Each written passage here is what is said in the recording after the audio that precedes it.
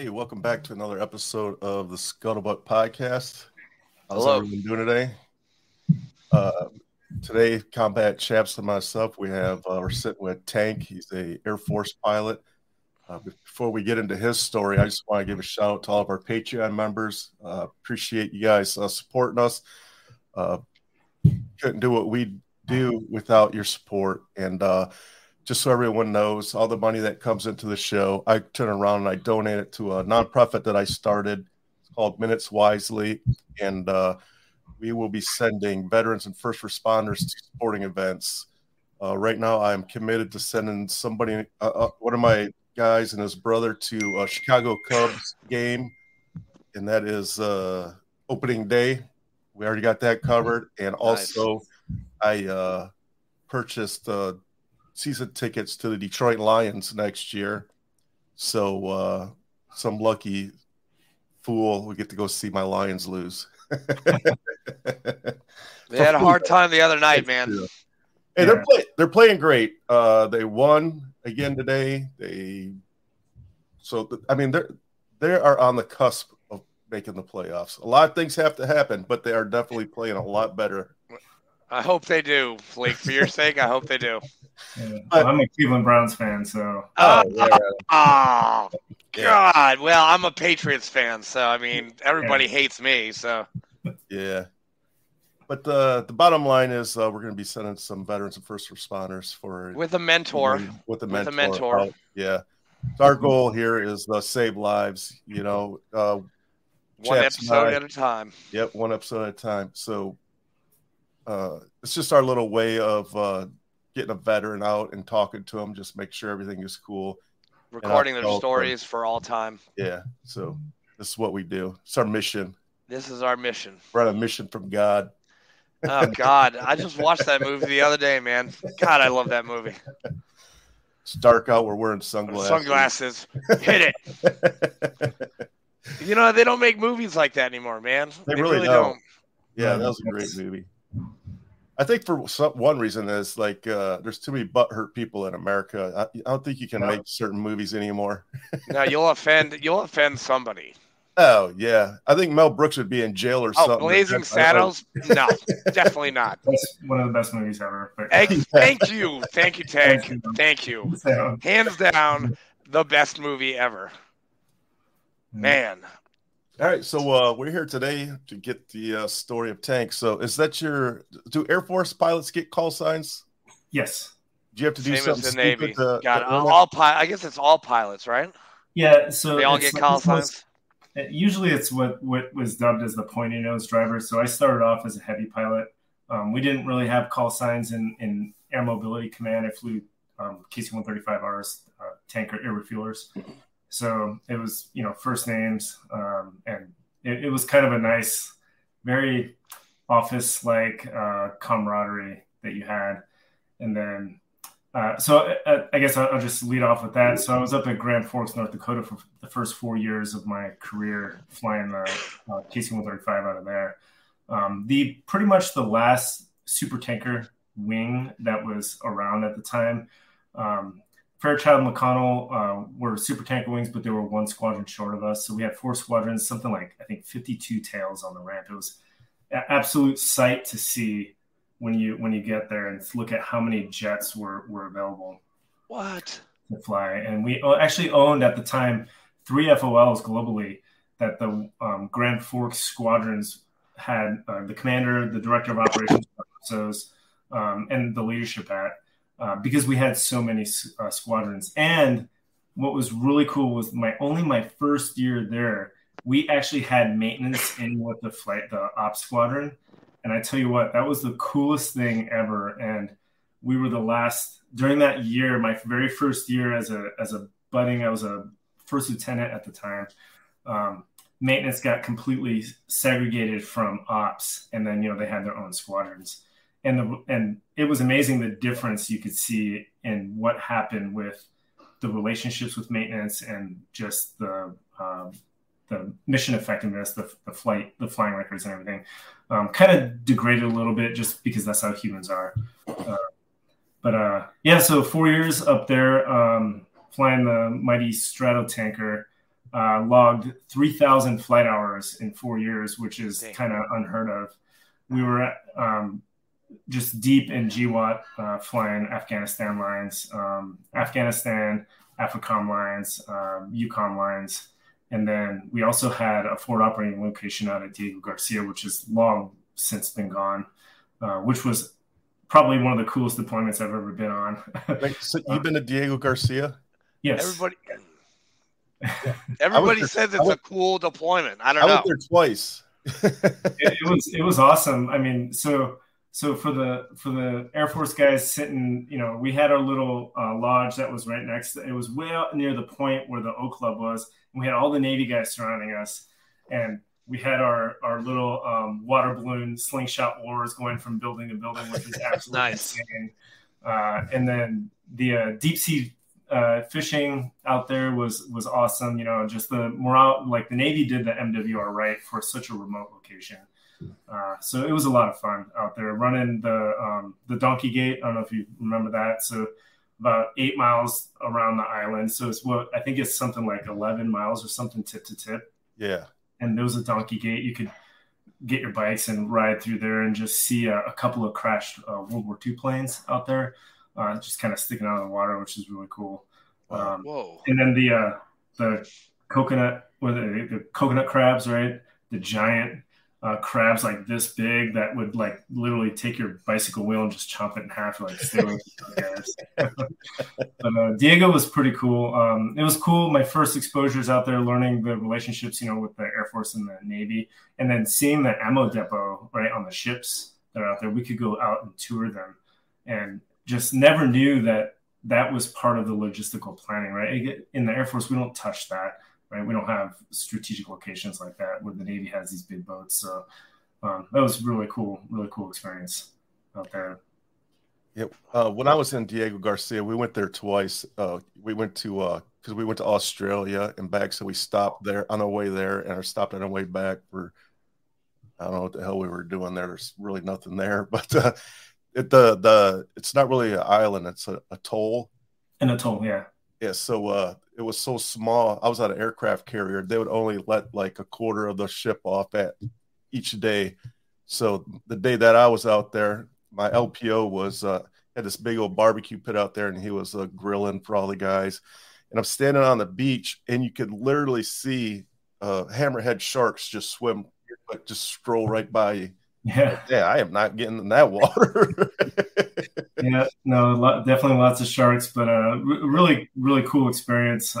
We were refueling bombers that were going back and forth to Afghanistan, and it was all in support of GWAT at the time, and just a cool mission. It was a lot of learning because you're flying out in open waters, and if you had like a malfunction or an emergency, I mean, you really had to be smart about what you were doing with your fuel, how much, what your duration was and where you were going to go, because there was nowhere to go. Right? You had the Maldives that were close. You had a couple other emergency diverts, but once you got there was no maintenance, right? There was maybe one hotel available, and then you had your crew, and if you had any kind of flight engineer or anything on board, you had hopefully they had enough rooms for everybody. Everyone obviously would be bunking up with each other, but for a new co-pilot, thinking on your feet and always thinking ahead of the jet, right? Like, okay, in the next 100 miles or the next 150 miles, if we lose an engine, or if we have an emergency, I got enough fuel, I can go back, we can climb up. If I lose 2 engines, this is what's going to happen. If we have, whatever level of emergency it is where we're going to divert, all right, where are we going to go? Can we get there? And then you're always thinking about like, well, what am I going to do when I'm on the ground, right? Who do I have to call? All those kind of mission kind of essential things, and it was a good experience to really kind of beef up on the general knowledge and prepare for like the aircraft commander duties that were coming shortly. How many crew are on one of those? So on the 135 is just 3 crew members, so pilot, co-pilot, and a boom operator. And the 135 had the boom pilot was the ones where our booms would lay on their stomachs, and the sighting window would open up, the sight door would open up, and you'd have the sighting glass right there. And they actually manually flew. It was hydraulically actuated, and they had cables and pulleys right on the boom to fly the wing on the boom. Unlike the KC-10 where the boom operator is actually sitting up in a chair, the sighting door opens and then they have a nice giant window and it's all digital controls on the KC-10. And now the KC-46, which is all, the boom sits up front. He sits at what people would think is the navigator's desk, right? So it's the boom station and it's digital. So you have all the cameras, you're flying the boom from the front of the airplane, right? And initiating the contact and all the refueling. The boom operator, is he an officer or enlisted? Enlisted. And one of the coveted in the Air Force enlisted positions, because you're air crew, right? Flying air crew, rated enlisted position. Yeah, those guys are pretty spot on. Yeah, it's not an easy job. They make it look easy. I mean, humans do anything over and over again. Repetition gets you closer to perfection, but it's critical. Like their job is absolutely critical. And if the boom for some reason got sick on a flight or was questioning a malfunction or something, like the pilot and co-pilot, unless we studied up on the boom system, we're not trained on it. So you take every advantage you can of going back there, maybe getting some stick time on the boom and being like, all right, dude, if something happens to you, especially on the deployment, like I know I can come back here and at least stow the boom so we're not burning more gas. I mean, I'm not going to refuel anyone, but I can get the airplane back into a safe configuration for flight and landing, right? So they're completely critical, and just the pinnacle. I mean, we used to call ourselves like, "Hey, boom, all right, where are you going today?" Like I'd have my little limo driver's cap on, like, I'm here for you, dude. Where are we going? Let me know what the air point is. And do they have to be a certain rank to be a boom operator? No, you can go to basic and go straight to tech school in Tulsa, Oklahoma, or not Tulsa. I'm sorry. Altus, Oklahoma, Altus Air Base. And it's straight out of tech school. So basic in that tech school, and then you're a boom straight out, right out of the gates. Damn. That'd be a pretty cool job. That'd be an awesome job. What type of mishaps do you guys ever see? I'm sure it's got to be pretty dangerous refueling another airplane mid-air. Oh, yeah. So the worst thing we had was over actually Iraq. We had a B-1 pilot I don't know what happened with the B-1. So what you do is the tanker's flying and then the receiver airplane comes up in pre-contact position. So that's about 50 feet away. And then you're cleared to contact, which gets you up to 10 feet away from the boom or so. And then the boom flies the boom to the receptacle, 10 feet, right? 10 feet away? 10 feet from the boom, not from the air, right? So the boom extends out. And then the boom operator is actually flying the boom. So when you go to a gas station, your hand grabs the gas pump and puts it in your car thing. That's what the boom's doing, right? Shit. And you can imagine that boom. I mean, it can really damage an airplane. So we're hearing the boom operator so we have the intercom, and we listen to the calls like forward 3, right 2, down 5, and then all of a sudden our airplane lurches forward. So when the receiver comes up, the bow wave, so the compressed air, the aerodynamic effect, the air compressing between the nose of this airplane and the tail of our airplane, right? Air is a medium, right? It's a density. Our airplane all of a sudden just started lurching forward and up, and the autopilot tries to correct by nosing down. And all we hear is breakaway, breakaway, breakaway. And that's the emergency call for the boom operator to tell us to push up the power, keep control of the airplane, while the receiver goes to idle and starts pulling back. And then it was, it's been a long time since I've been in the tanker, whatever the appropriate term was for emergency fuel shut off for the boom. So the boom got stuck in the receptacle of the B-1 and they broke it off of our airplane. So the B-1 is literally flying around like a unicorn because it's got part of our airplane sticking out of right behind the pilots, or actually the B-1 is on the nose. Kind of sticking out. Yeah. And they diverted back. I don't know if it fell out or stayed on, but they went back to like their FOL base, and then we were done for the night. Is there like security cameras on your plane watching this whole thing so you can reevaluate what happened? Yeah, it's called the boom cell phone. If you happen to have a tripod with like one of those little gorilla things, latched up. No, we don't have any cameras. So it's all up to him. It's all up to him. Yeah. And wow, dude, that's a lot of pressure. Yeah, and imagine a fresh enlisted guy out of tech school, right? So he's an airman basic to a airman in A1C. Probably has 2 years under his belt as a military dude, deployed, refueling airplanes, and everyone is like, oh, it shouldn't be that hard. We see so many successful receivers and contacts, right? That it's called a contact, and it's like, no, dude, that's a new kid. Like, I would always ask my booms, like, hey, you're really good at video games, right? Because they got the hand-eye coordination, and they got it actually matters, and it's very, very important. I mean, they are the mission, right?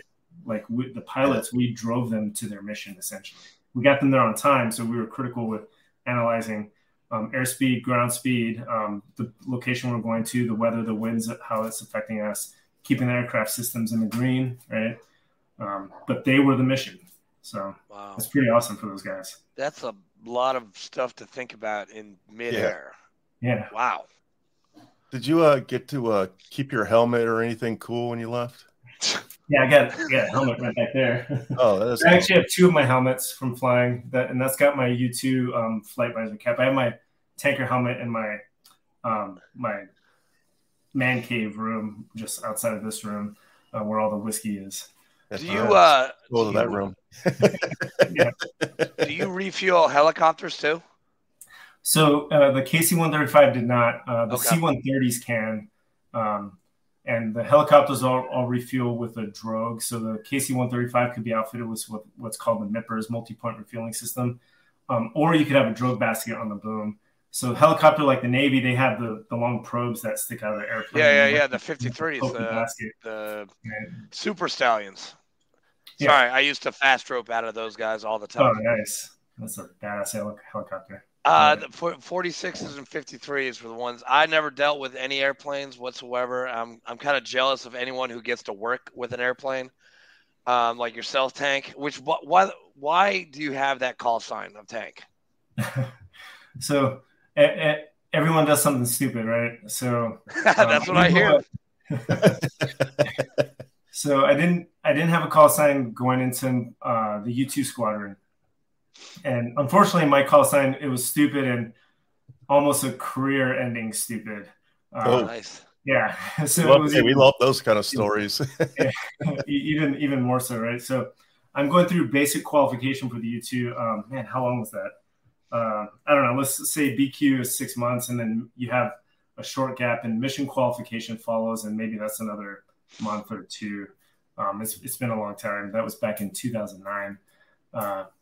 So while you're flying, before you go through training for the U2, you actually get fully qualified in the T-38. As a U2 pilot, you fly 2 airplanes because the U2 is a national asset, and it's pretty expensive to just fly in to keep proficiency. Well, first off, all the tails are deployed.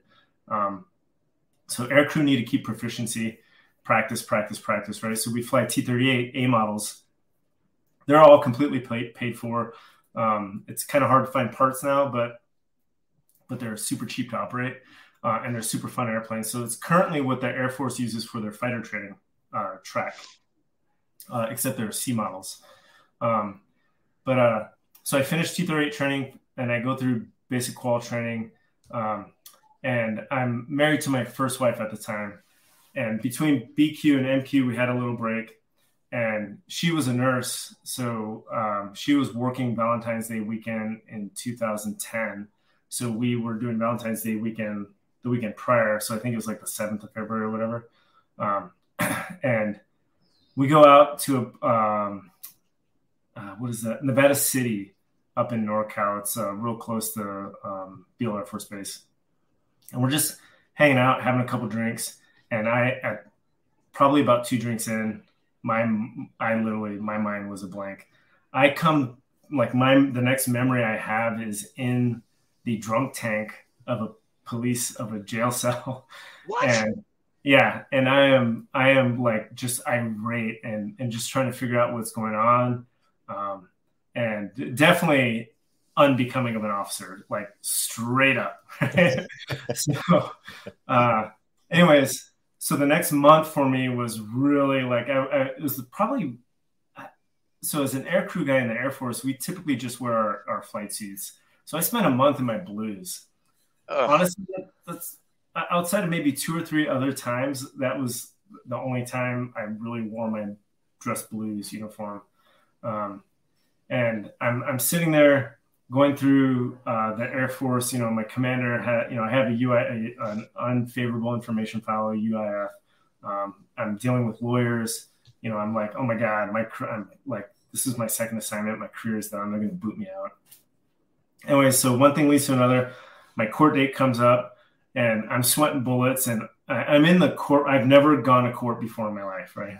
And I'm in the courtroom with probably 20 other people who have cases as well. And this judge is spending maybe 10 minutes or so, 10, 15 minutes per case, just saying, okay, guilty, fine, $30, license for 5 days, whatever, that process. So the courtroom empties out. My wife at the time and I are sitting there, and he's like, what are you doing here? Who are you? And I'm like, stand up, I'm in a suit and, nice suit and everything. I'm like, Your Honor, my name's Tony Aponte. I'm here reporting for my court date because I broke a 4-inch by 4-inch window at a hotel. That's why I went to the drunk tank. I don't know,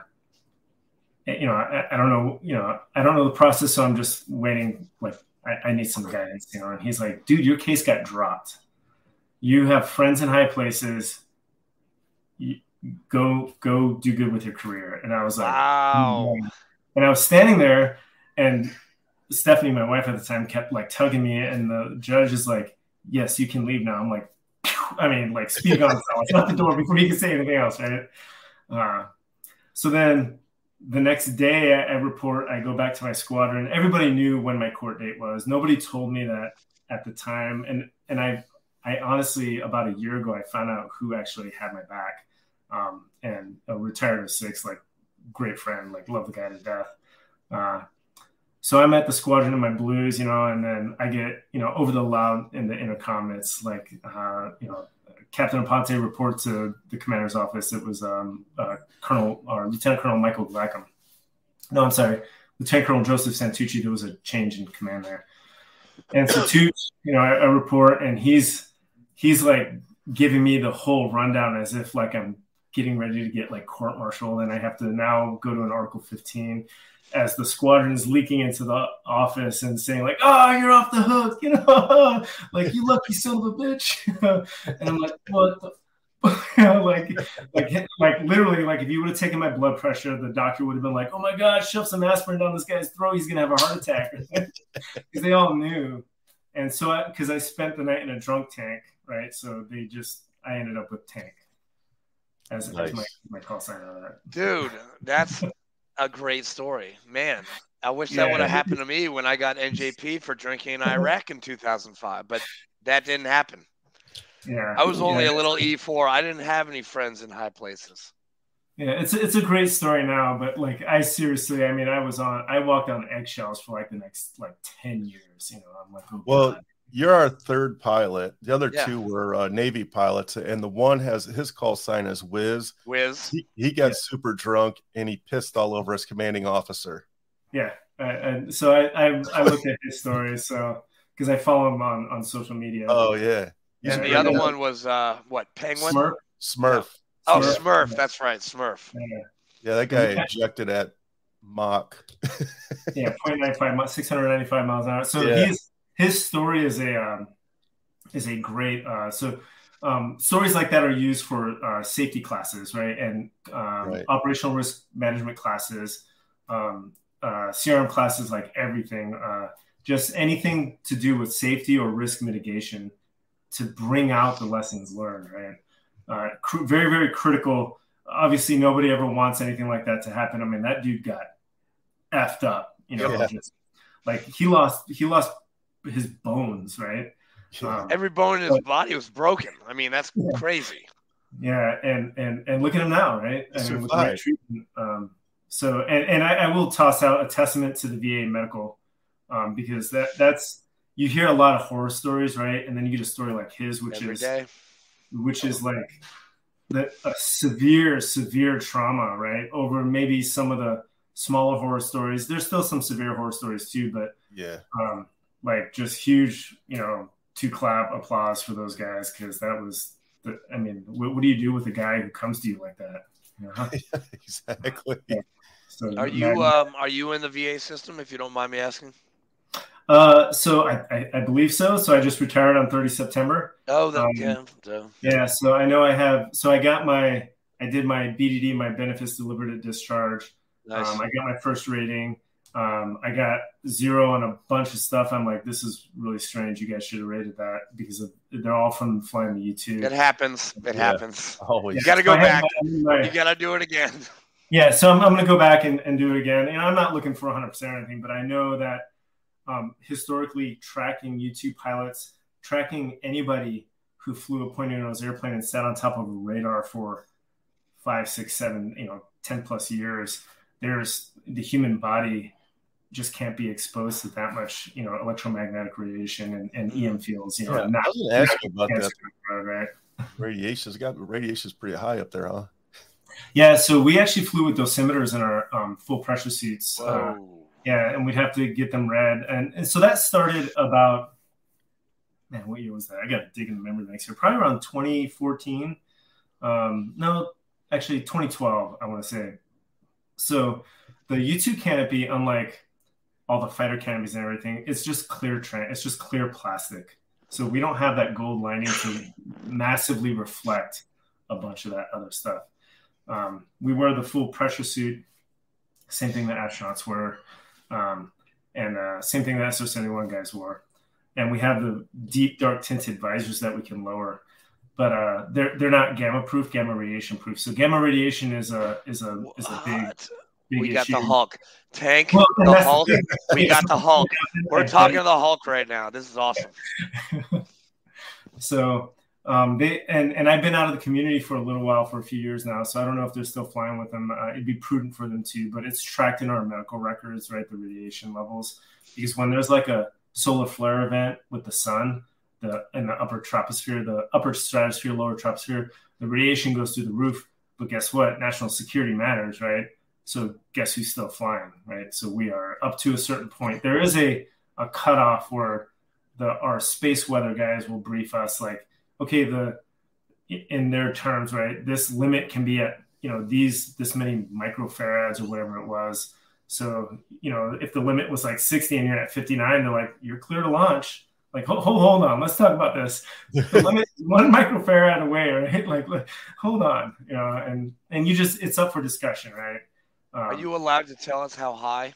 Yeah, I was going to ask. Yeah, so above 70,000 feet. Holy shit! Yeah, so that's higher than Wiz's. Yeah, higher than Wiz's Harrier. 40,000? 67,000, I think it was. Yeah. So his story was he was like a functional check flight pilot, I believe. Yeah. He took a Hornet out to do an FCF flight over the Whiskey Ranges. Was it over the Atlantic? Yeah, he was at a Miramar. That's right. Yeah, he did some crazy. I mean, good on him. Like, humans got to be humans, right? But $10 million asset. But he Zoom climbed it and got up high, and then I don't remember what happened. He got some spatial disorientation or something. But absolutely amazing story. Bent the jet like crazy. It reminds me of Top Gun Maverick, where Tom Cruise is like, in order to climb out of the mountain, you have to bend the jet, right? So, and one of the instructors was like, well, the G limit is 7.2 Gs. He's like, well, you're going to have to go above 9.5. And they do it in training. So a big piece of that is with any aircraft in the inventory, right? Heavy, pointy nose, fast mover, it doesn't matter. You record the maximum G that you sustain in flight, especially if you're flying through turbulence. If you have a hard landing, right, the instantaneous G forces on landing, or if for some reason, you're refueling and all of a sudden maybe that bow wave pushes you and you try and overcorrect and you over-G the airplane. So that's a big deal, because you can get microfractures in the critical portions of the parts of the airplane, right? The wing root structures, the tail structures, and all that stuff. So then it has to get the ultrasound testing and all that stuff. It's down for maintenance for a long time before. Yeah, you got a slap on the wrist for breaking a $65 million plane. The skipper told us, like, I'm sure it was a little more than that. It probably wasn't, but yeah, like what he said, he was like, "Yeah, skipper just said, yeah, don't fucking do that again." Yeah, and then the skipper was like, "Get the fuck out of my office." Yeah. Speaking of Top Gun Maverick, yeah, how about that ejecting at Mach 10? Yeah, I was going to ask you about that. Is that your kind of plane?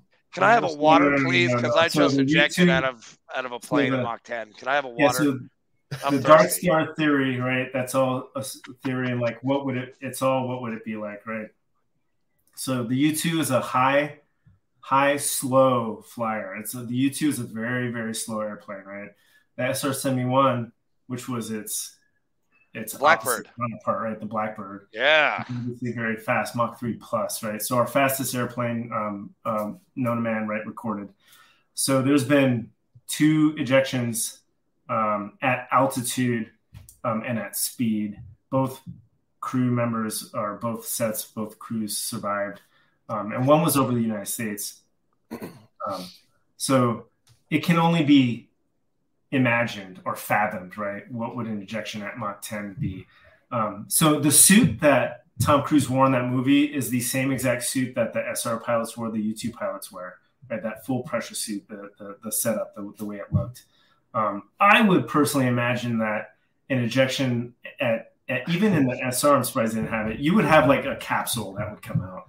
You don't want to expose the human to that speed, right? The air rush. And I think Smurf's story alluded to it, like the flail. He talked about a lot of the human body flailing, right? Yeah. And at those speeds, but your bones, even though you might think they're hard, they're rubber bands. I mean, you know, it's human physiology is weak when it comes to those kind of dynamics that you start getting into, right?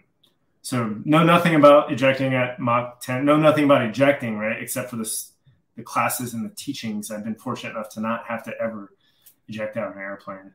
Do you guys have to do SEER training and all that same stuff the pilots do?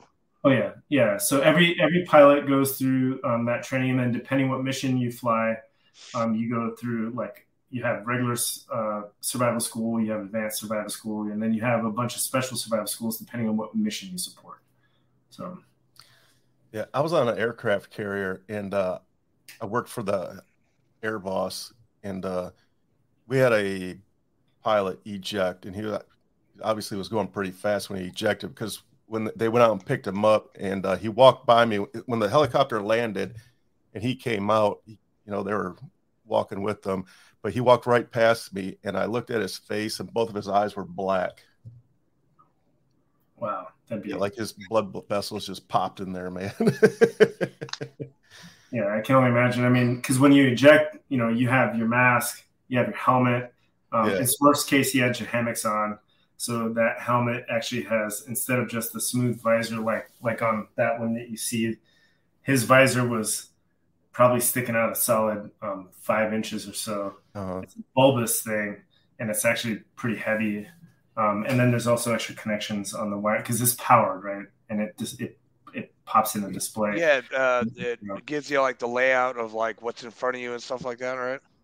Yeah, so it gives you your HUD and it gives you your weapons targeting capability no matter where you look, right? So you can like HUD is heads up display for you guys. Heads up display. Yeah, and then you can look behind the jet, and you're flying hands-on stick and throttle, right? So HOTAS, or hands-on throttle and stick. And you know what button does what, so you can look behind and get a missile lock and fire. You know, that versus, you know, traditional, when you have that helmet, you're looking forward at your instruments, and your target has to be in front of you in order to launch, right? Or fire. Your tanker or your U-2, did they have did you have guns on those just in case you no, everything I've flown is non-kinetic. Yeah, so tanker is just it's the Boeing 707 variant, and then the U-2 is a reconnaissance. Right? So do you have like fighters flying in the area when you're out just to protect you guys? Depends on the mission, but you can. So it's called a CAP, right? A combat air patrol that would be near you if needed. I gotcha. I want to go back to day one. What college did you go to? Yeah, that's a good question. So Embry-Riddle Aeronautical University. Oh my God, you went to Embry-Riddle? Holy shit! Because guess where I went to Rollins College. We used to play you guys in soccer all the time. Yeah. I think it was what conference are they? Sun Conference. It's the Southern Conference. Yeah. So Embry-Riddle and Daytona. Yeah, it took a little longer. St. Leo, Embry-Riddle, Rollins, Jacksonville University, FIT, FIU. Yeah. Damn, man! Embry-Riddle. That's Tampa, right? No, Daytona. So Daytona, that's right. Yeah, it's ROTC Detachment 157. Damn. Go Eagles. The biggest ROTC detachment in the nation. So I graduated in 2002.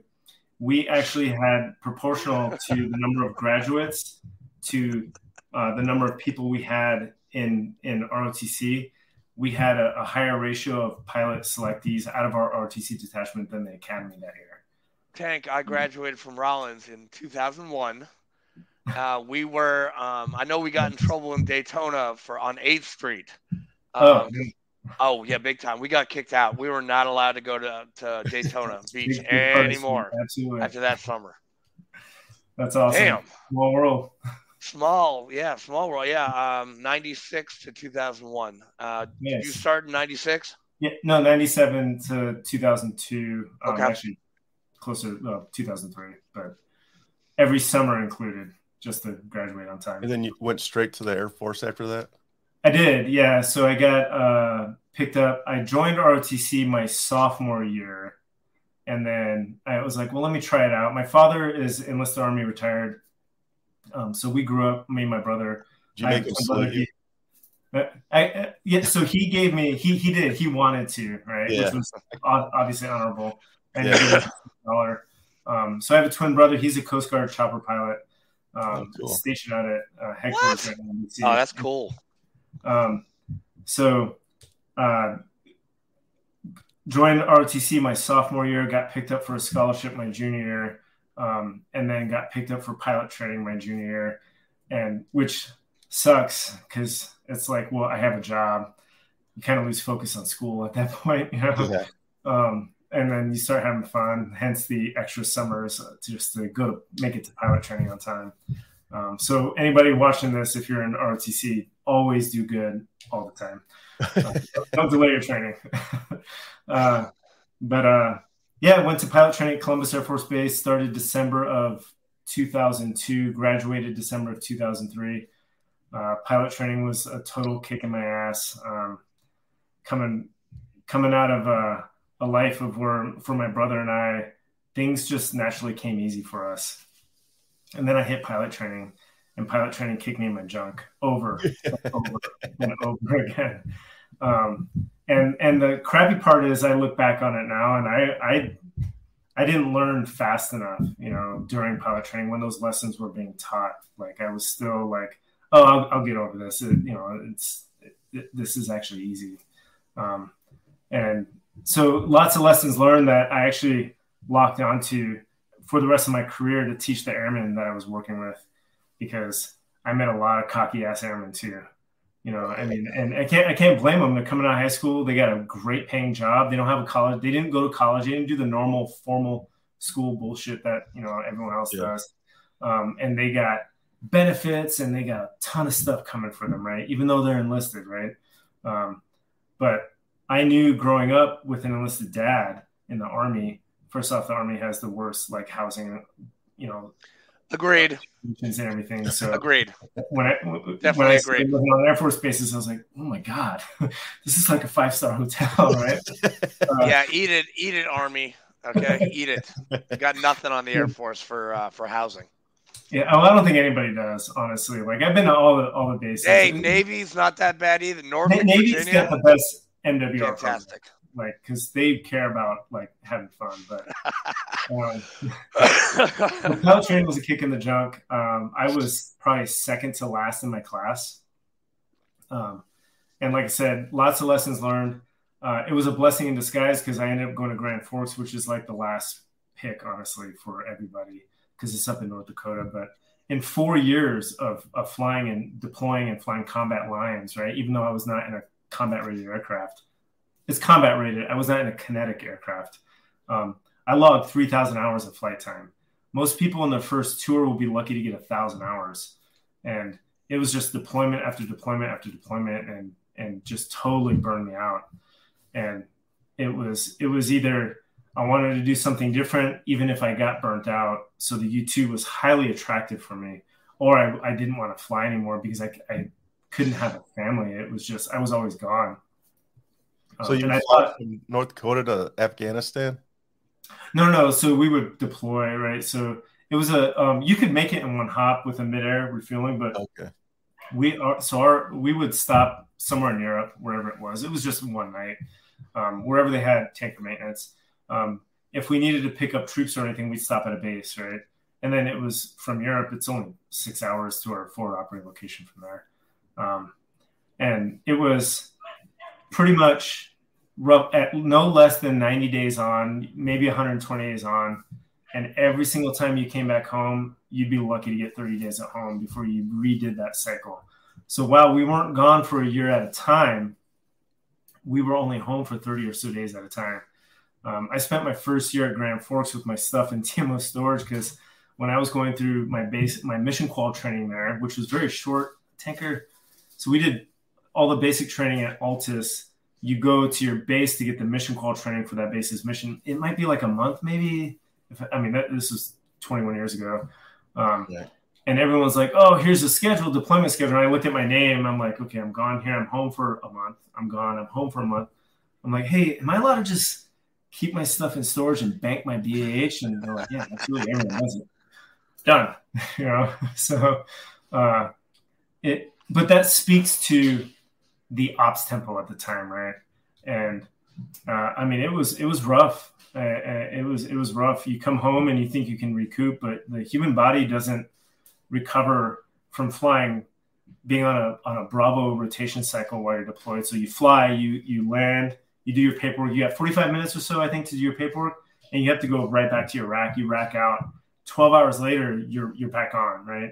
And so you go from day to night ops, just nonstop rotation, and it takes a toll on the body, right? And right. And I used to think back, like, man, I used to do this in college. I'd be playing Call of Duty all night long. Go to class, right? Come back, drink some Mountain Dew, play Call. Like your body. Dude, you should have joined the infantry if you wanted that. Yeah, right. But your body definitely changes the way it works when it's like work, right? Versus having fun with the bros and the bras, So you did sets. So you did 21. How many years? 25. 21 years. 21. Yeah. So you got a what? Colonel? A lieutenant colonel. Hoorah! Yeah. I don't think. I don't know. I was maybe on a path to make 06, but it definitely isn't my thing. I fell in love with the ops execution stuff. I could still take care of airmen in my own fashion, in my own way, but the player personnel piece of a commander was just not. It wasn't my thing, right? People are born and bred to do that, and then people are born and bred to just execute and fly the line. Like You're damn straight about that. No, that's the smartest thing you've said tonight. People listening to that, you are born into something. Don't try to be something you're not. All right, because it's not going to work out. It's flying the line. I didn't mind, taking an extra turn, flying the line, going out for an extra sortie. It's what I love. So, what was the centrifuge like? Oh God! Oh, good question. The only reason why I did the centrifuge is because I flew the T-38 at Beale Air Force Base. Uh-oh. Not every pilot gets to go do the centrifuge because you're not going through basic fighter fundamentals or BFM training or a fighter training course. It's a continuation training program. So when I jumped in, I was like, you know what? I want to be as aware of the aircraft as we can. So a couple of us, we started pushing for more centrifuge flights. We got them every now and then. So I got to go in the centrifuge and opted for the F-16 profile, which is the 9G profile. It's an eye-opener. It is something I don't know that you can train for it ever. Shy of maybe getting in a Formula One car and driving in a circle at full skid pad rating capacity and hoping that's enough, or maybe even getting in like an extra 300 aerobatic airplane and just pulling G's all the time. But there's nothing like it, because the Viper is the I guess the pinnacle of like the airplane that can pull the most G's and hold it, right? Viper. So the centrifuge profiles, you have the Hornet profile, you have the Viper profiles, you have the T-38 profile. T-38, man, this is forgive me if I'm wrong for whoever's watching this. I think the max G limit was 7.2 Gs in the 38. So the 7G limit, that was easy for me. And then they told all the U2 guys, like, which profile do you want to fly? Of course, we're all like, I got the F-16 profile. Like, that shit knocked me out in like 5 seconds, man. It was just, your face starts flapping. You want some coffee? Hey, you want some coffee? That's spies like us, man. That's the only thing I think about when the centrifuge. But hey, you want some coffee? Some people, I need to put my video up there. And it's like, oh, I got this. This goes back to the whole, like, have some humility, like, no, I just did 7 Gs. What's another 2 Gs? Right. It's a lot. Take your body weight and multiply it by 9 instead of 7. It's a lot. Right. So, yeah, it was fun. Damn, that's a lot of weight. I just did that math of myself in my head, and that's a lot of weight. It's a lot, right?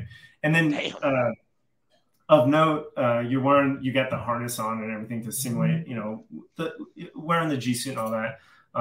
So where the quick release buckles are, it pushes down on you. So when you get done with the centrifuge training, you got to go back and like you got to drink water, you got to kind of rest. But when you get back to your hotel, wherever you're at, like you take off your shirt and all your blood vessels are blown in your shoulders and everything. And you're like, what the fuck is wrong with me? So it looks so weird because you just have these red lines all over, you got them like probably underneath here and stuff. It was completely different. Right. But it was an experience. It was a cool experience. And I wish, honestly, like to give people an appreciation for the aircrew side of things, like it's something like JTACs and combat controllers and maybe some SEALs, go put them in a centrifuge, right? Let them know what some of these pilots are doing to provide that close air support for them.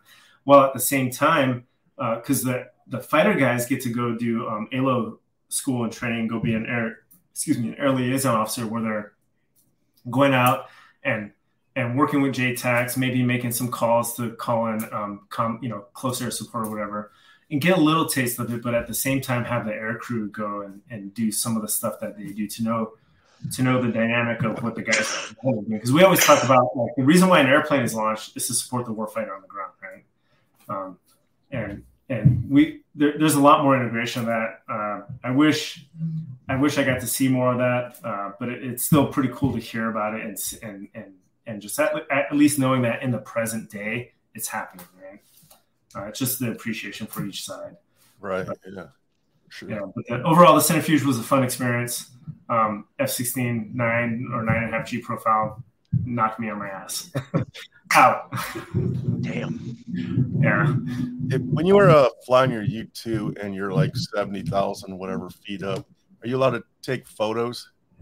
Oh yeah. Yeah. So obviously stateside training missions, whatever, like once you're above 70, you never shoot your altitude display. You're not supposed to.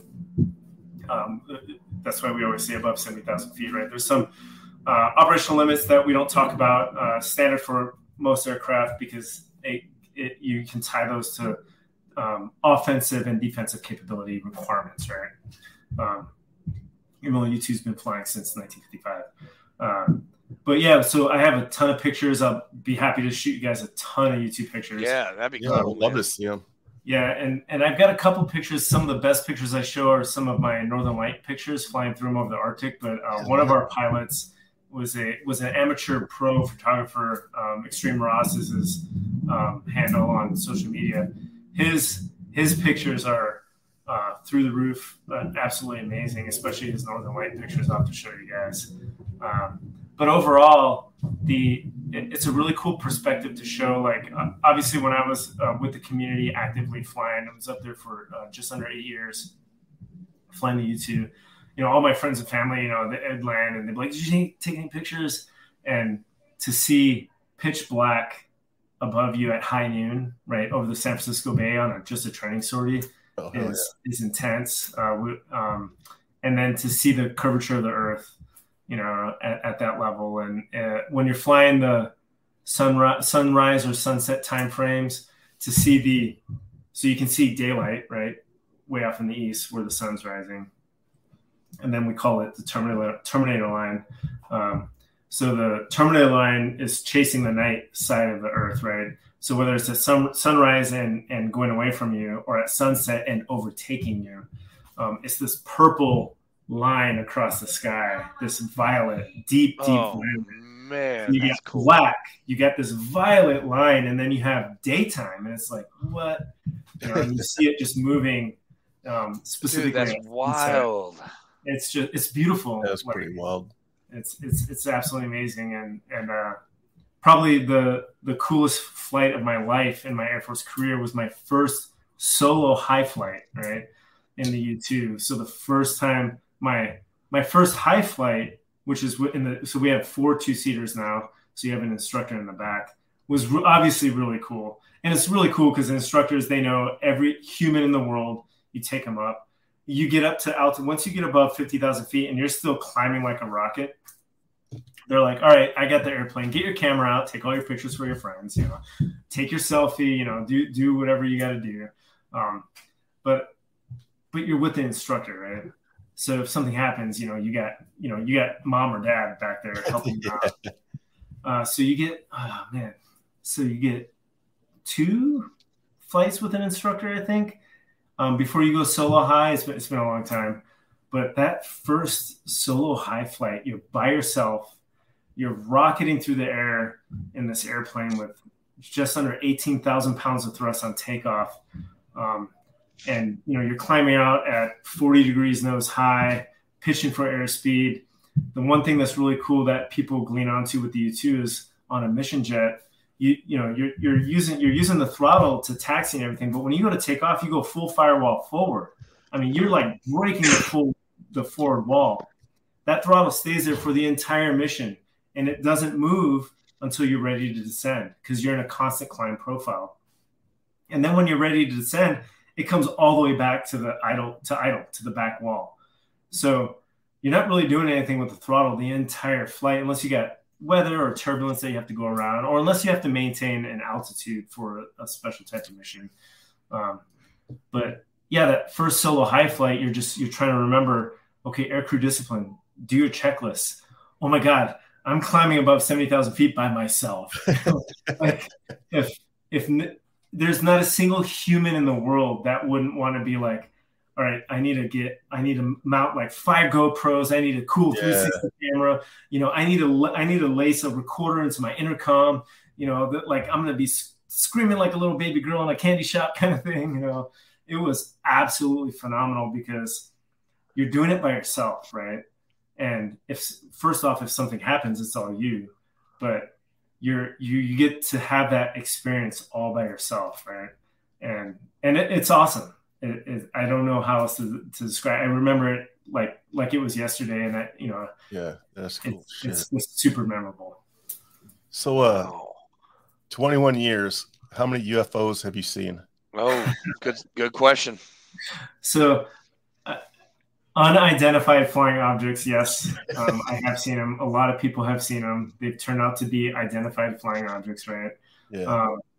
So when you're flying over hot areas, Afghanistan is probably the easiest one since that was our most recent largest campaign, and the Army's firing HIMARS missiles and rockets that go above us, right? And then you have a different perspective on. There's a lot less atmosphere on you above you, right? Excuse me. So there's a lot less intrusion to the human eye. You see, especially flying at night, you see every meteor burning up, entering the Earth's atmosphere. Every single one, right? So it's like, oh my God, I just saw a UFO, and you're talking to your buddies over the link, and they're like, dude, did it fizzle away? And yeah, okay, that was a little tiny meteor. When the guys on the ground probably are never going to be able to see that. So I'll just leave it at that. Man, the suspense is killing me. Now, dude, you got some top secret clearance. I know you're not telling us some stuff. I know you got to keep it in. It's cool. You get to see some cool things, and the most spectacular is the Northern Lights flying over the Arctic. I mean, because if you go up to above about 65 degrees north, right, Alaska, Canada, the finger countries of Europe, Iceland, whatever, they're typically like maybe hues of green and blue, but you'll get all the colors up there, and it's beautiful. And the first time it's like, okay, am I like getting radiated right now? Because it's like the atmosphere off gassing, right? So the gases, they react with all the other gases, and less air density, less oxygen, less nitrogen. So, but yeah, and then you're just sitting there like, oh, I got about another 6 hours of this. This is pretty sweet. It's different, right? So and it's just beautiful. I don't know how else to describe it. It's just absolutely beautiful. Is there turbulence up that high? Yes. So most of the time for me it was smooth flying. So when you get turbulence up that high, you have a gravity wave that has a lot of energy from down in the lower atmosphere that gets pushed up really high. So it's a mass of air that just moves, right? So it's like a warm front that travels up. Maybe it ramped up a mountain, maybe hit a cold front and it rode up that cold front. And when you get the turbulence up there, it's scarier than any turbulence I felt in like an airliner jet or flying the tanker or the T-38 down in the normal blocks of altitude, because it's very, very, very rough. And our forecasting science is pretty good, right? It's definitely not accurate for that because that's a very hard thing to get right. We depend on a lot on surrounding areas to launch weather balloons, so we can get real-time data on that. But it's pretty bad. It can get pretty scary. Wow. So, like, if there's a severe thunderstorm, I'm assuming that you're way above it. What does that look like down there? So it's pretty cool if you're over an overcast layer of thunderstorm. So hopefully you're well above 20,000 feet above it. So there's Air Force weather operational limits to fly within a certain altitude and radius of a thunderstorm, because thunderstorms can push hail and turbulence and stuff and even cause microbursts way downrange. But you can get lightning strikes and hail that go out the top, and they'll go out 50, 60 miles of the thunderstorm easily, and just wreck an airplane. When there's a low, let's say 10,000 feet, like over Sacramento, overcast deck, maybe some lightning in there, and you just see it's the static electricity, right? You just see it lighting up down there. And then when it goes away, if there's a thin layer, you can see the city lights below it. But if it's a thick layer, you can't. The only lights you see are the lightning, right? As it rolls through the clouds. It's pretty sweet. Dude, you're like a Zen Buddhist. I swear to God. I mean, and it's awesome. I mean, and you've gotten to see some stuff that I will never see. Fleek will never see stuff that I'll never see at the same time. So okay, yeah. So that's a trade-off. But your stuff sounds a lot cooler than the stuff that I freaking saw. I mean, you saw more beautiful stuff. I saw carnage and just destruction and IEDs and vehicle-borne IEDs and bicycle-borne IEDs and people-borne IEDs, which that was a weird one. I'd never saw that before. But yeah, I mean, I'd love to see, the Arctic Circle like lit up, or the Aurora Borealis. Like you saw that, right? Like, oh yeah, it's beautiful. Yeah. Ah, man, I'm just jealous right now. Damn. Do you still fly today? No, I'm a civilian instructor, flight instructor as well, but I'm retired, 43 years old. I have 4 kids under 5 years old, so I'm a older dad. You are not allowed to go anywhere. I have 2 sets of identical girl twins, and then so one is 2.5 years old, one is 4.5 years old, and then I have a 9.5-year-old stepson. So my life, so one-time divorce. So my wife now. Me too. We had, we met. She had her son, knowing that I desperately wanted a family, and she still wanted to expand a family. Obviously, I met her very late in my life. So through the Air Force, you know, a lot of people know, you know, when you get divorced in the military, a lot of it has to do with how much time you spend away, right? Humans need companionship. So when I got married, you know, and we started having the kids, I was here at Edwards Air Force Base. Thankfully, there was no PCS involved during the two births. But I vowed, I made a promise to my wife, like, you know, I'm not going to reenlist, right? I'm not going to take another promotion. Cause for me, I desperately want a family. I want to be a dad. I want to be a dad more than I want to continue to do this. Like 21 years, I'm good. I miss it. Like, no doubt about it. Like, she knows, like, she's like, you know, do you need to like go join the reserves or something? But my kids are my life right now. So I have a remote job at home, which I'm grateful for. Plus the pension, which gets me, you know, back. It allows us to keep our lifestyle that we had. And I see my kids. This is where I work every day, right here at this office, right? And that door, which you can't see, I'm pointing at, is, you know, the kids are banging on it all the time, like, Daddy, I want a hug. Like, okay. You know. So it's, you know, it's my job now is to be a dad. Much as that's awesome. So, and I do want to go fly. I have aspirations of flying again, and it'll happen. Locally here, you know, I can go flight instruct at a local for a civilian to help kids get their private pilot certificate or whatever ratings they want. That'd be fun. Right now it's about the family. I don't know what the fuck Wiz is doing over there in Florida, but he owns 2 fighter planes himself. And a nice Porsche. Yeah. So if I lived in Florida by Wiz, I would definitely be applying to go fly for Tech Air, or this is the company. I would love to get into that. But even though that's a lot of time, but that's the flying part, right? But that's still going to be weighed against like the family time. So like I said, 4 kids under 5, right? Yeah, that's a handful, man. Yeah. Sounds like some of our VFW members. Yeah. What's the deal with the guitar behind you? Do you play guitar? I'm learning. So my wife got that for me. Oh shit. 3 birthdays ago. And I spent the first maybe 3 months learning how to play Baby Shark, right? Because of the kids. And I can play Baby Shark. I don't know if I can play it anymore. So, and then it sat in the case. It's been in that case for a solid 2 years now.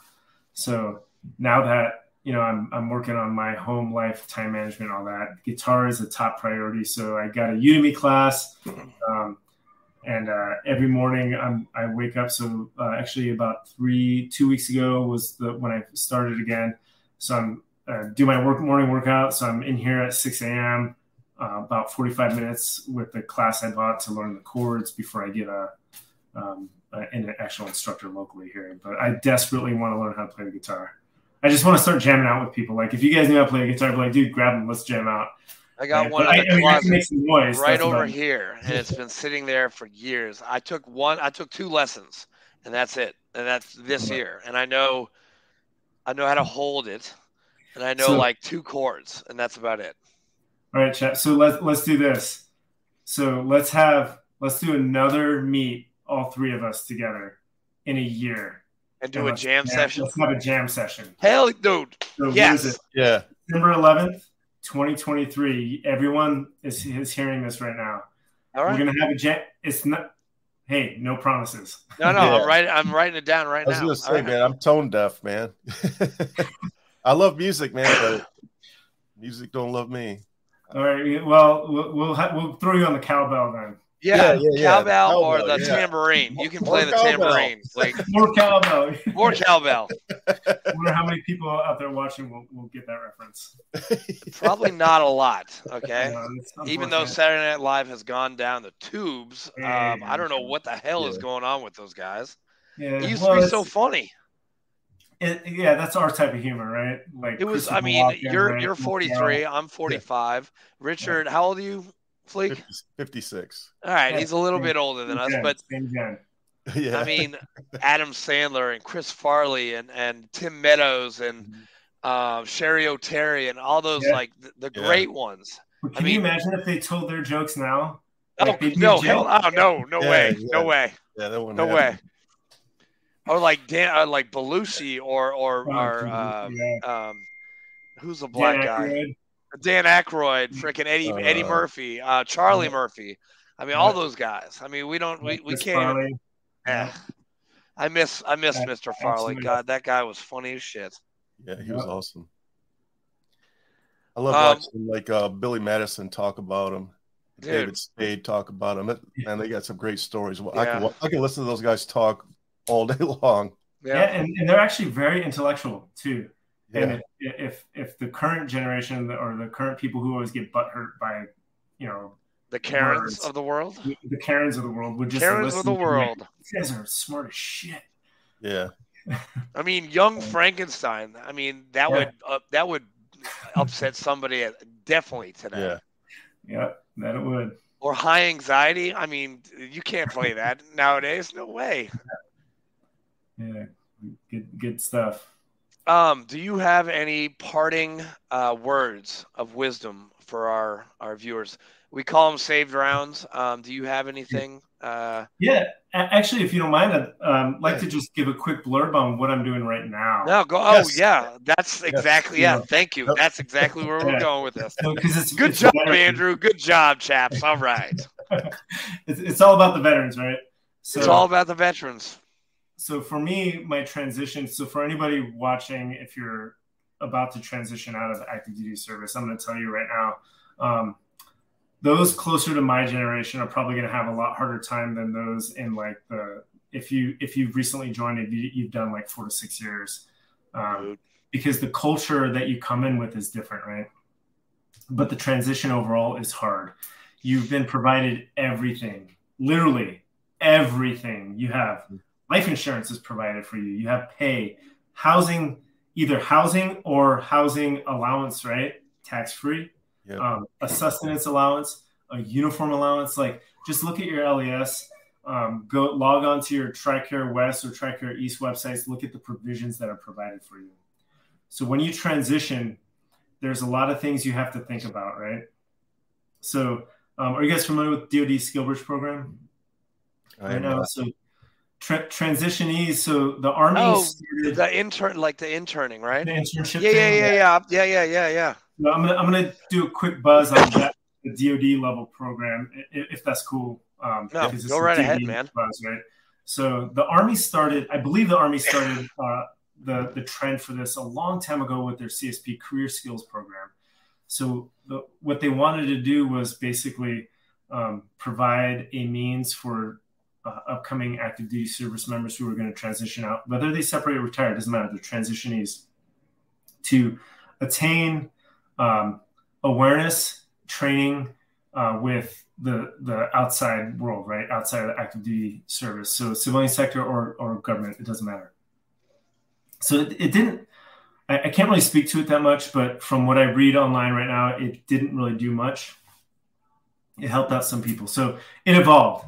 The DoD took charge. Congress recognized a problem for transitionees and the veteran unemployment rates, right? So if you go onto va.gov, there's you can link your way to the Department of Labor site or just go on the DOL site and then look at the unemployment rates for the nation, right?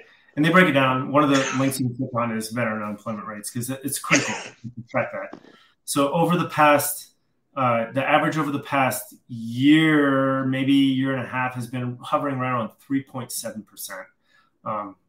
October, November has been 2.7%. So something right is happening, right?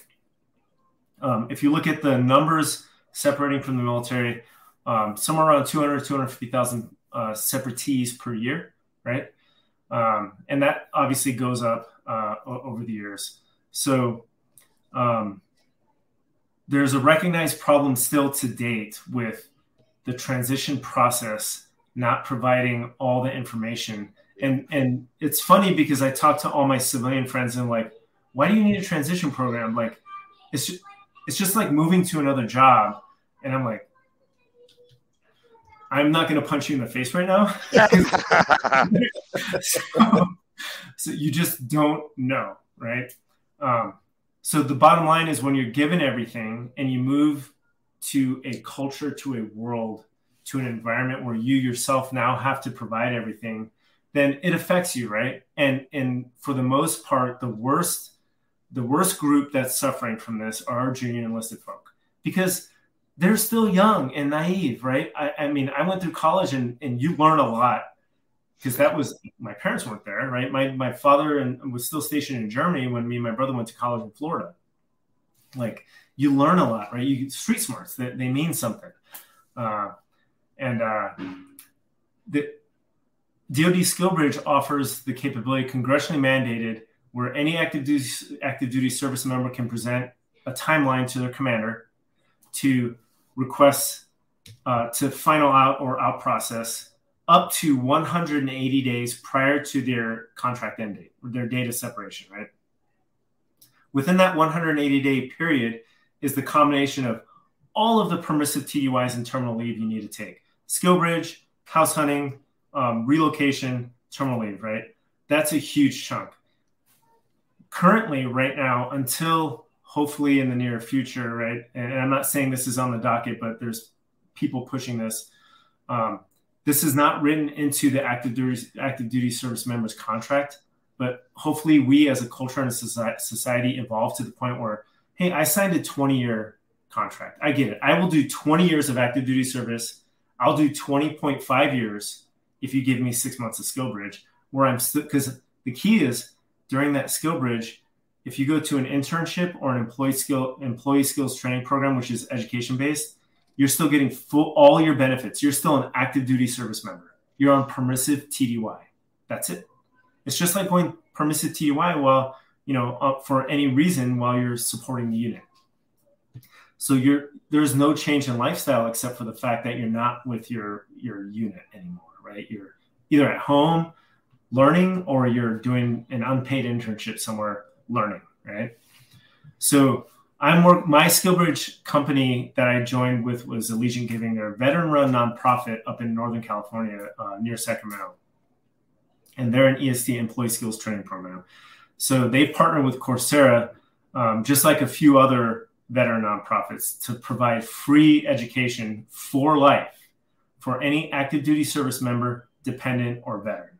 So you can go on our website, fill out the contact or stay in touch form, or just email info@legionGiving.com. Somebody will get in touch with you within 5 business days, and you go back and forth to figure out, what do you want? Like, oh, I want education. I need to change my resume. I'm sick of my job, whatever. Once we give you the account through Coursera, which is, I think if you do it on your own, it's been a while. I think it's like $500 a year. It's free for life. You just sit there and just do courses. If all you want to do is courses, have at it. Your dependents too, right? Your kids. So we do that. That's our SkillBridge program. So employee skills training. We have 12 approved tracks right now, and we're building that up. So since I jumped onto Allegiant, myself and a couple other people and the staff has grown. It's kind of a starter nonprofit, so it's small. We're like 12 people now, maybe. We started a workforce development training program. It's a veteran workforce development training program. So right now we have an online job board where we're throwing jobs. We're trying to centralize the location because our social media presence has been growing. I'm the marketing guy for Allegiant Giving. So our social media presence has been growing exponentially. It's been awesome. So we can focus all those critical jobs that are what we call recession proof. Nothing is recession proof. I'll caveat that with that, right? But as recession proof as possible into a centralized location that gets advertised on our social media sites. So Northrop Grumman jobs, Leidos job, all the government contracting jobs, our partner jobs. We're not partners with everybody on our job board. We're not looking to make money on everything on there. We're looking to get stuff in front of the veterans' faces because it matters, right? Because they don't know where to look.